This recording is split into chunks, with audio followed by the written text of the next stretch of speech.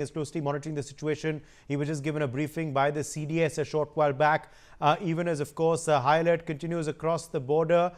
Many border areas are still observing a blackout. Particularly, we are not letting our guard down, even though we have foiled Pakistan's attempted escalation and assault this evening. Uday, first and foremost, if you see today the manner in which the air defense system worked from Gujarat to Jammu, we are actually today reaping the benefits of enormous amount of integration, modernization that the armed forces have done in the last 7 to 8 years under the leadership of Prime Minister Modi.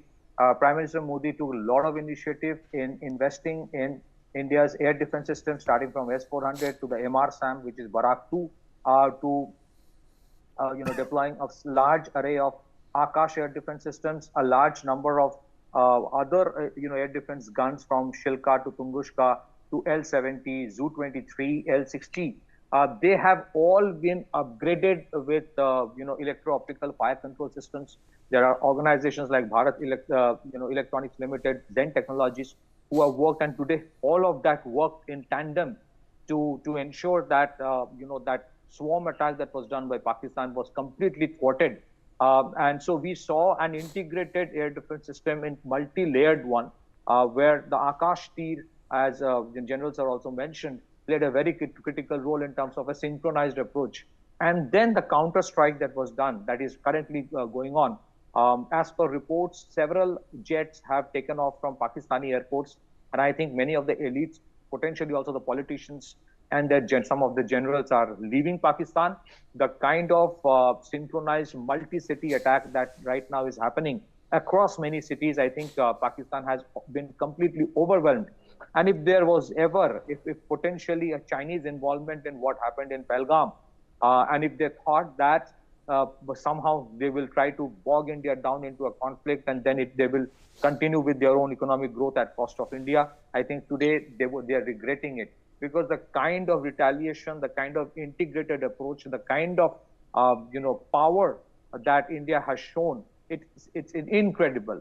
I'm told that there are these, INS Vikrant is also stationed in the Arabian Sea. There are attacks happening probably in the Karachi port also.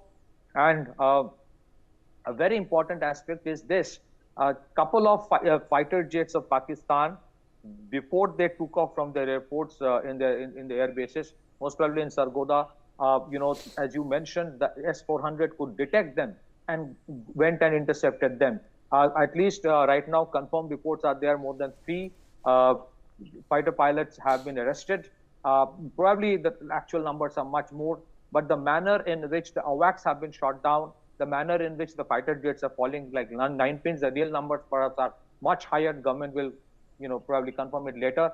I think this is one of the toughest nights that Pakistan was supposed to actually face for all the evil work that it has done in the last 70 years.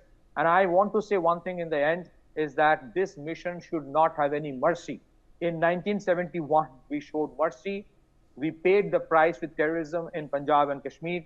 In 1999, we showed large-heartedness. We allowed them to go back after the Kargil mischief.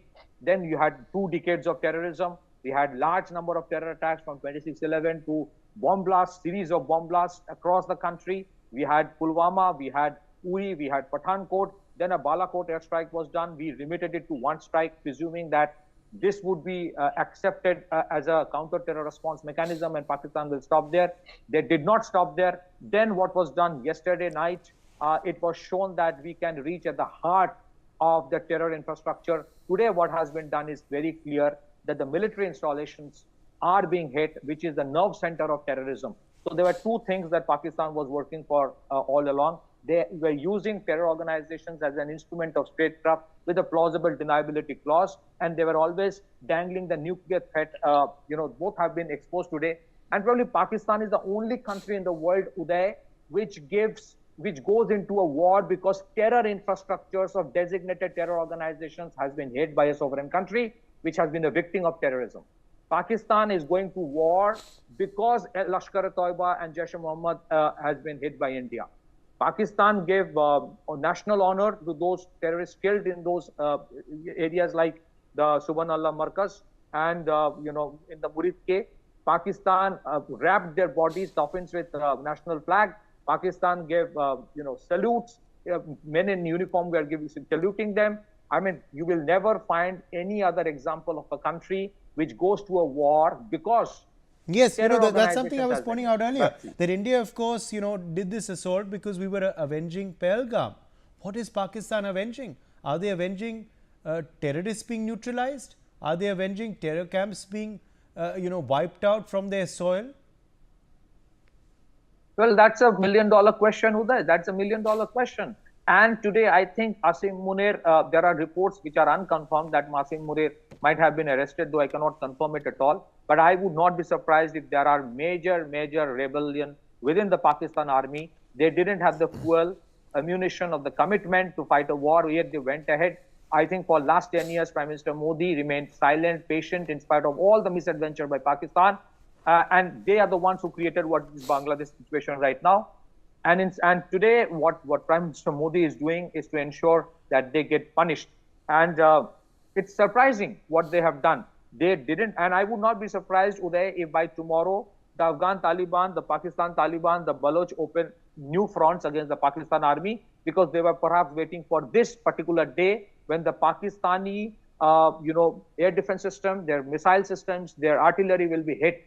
And that was the day they were waiting for. So Pakistan, people of Pakistan should be allowed to survive, but only after the country is balkanized. I mean, they cannot continue the way they are today because they have become a threat across the world. Across the world, they're a threat today. What they did in Pahalgam was the last a nail in the coffin. And Asim Munir today must be regretting, and they should. But I think this mission should not have any mercy. Our mercy has always been, our biggest weak link.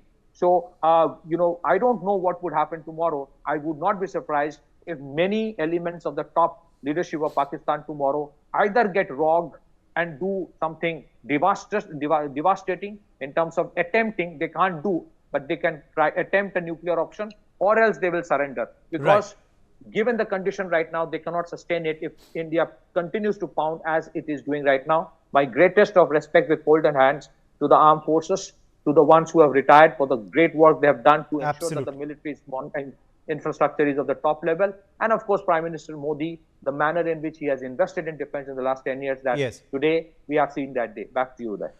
Well, let's quickly now, in fact, put out a ground report. My colleague Ajay Jadial has filed this ground report from Jammu and Kashmir. Let's quickly play it out. हम इसमें अखनूर में हैं और आपको बता दें कि अभी यहाँ पर एक सायरन बजा है और उसके बाद पूरे इलाके में जो बिजली है वो गुल हो गई है। देखिए, सिर्फ सड़कों पर आपको इक्का दुक्का गाड़ियाँ चलती दिखेंगी, बाकी इलाके में अगर आप देखेंगे तो रोशनी पूरी तरीके से बंद है, बिजली बंद हो गई है।